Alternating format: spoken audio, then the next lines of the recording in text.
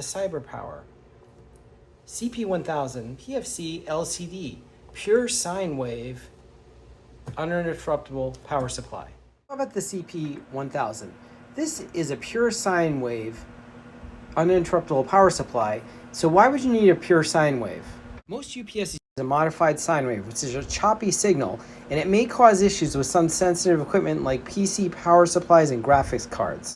This UPS has 5 battery backed up outlets and 5 surge protected. It has a network surge suppressor, a USB for PC control, as well as a serial port. It has a flip out multicolor LCD and controls to modify the settings locally on the front of the unit.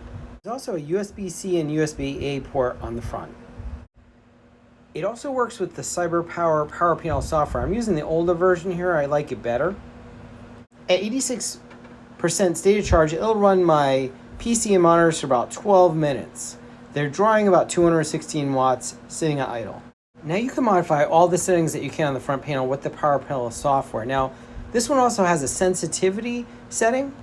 Why did I replace my UPS? Well, I had a EC850 LCD UPS that worked fine for a couple of years. Then it started to report errors and it would just cut power intermittently.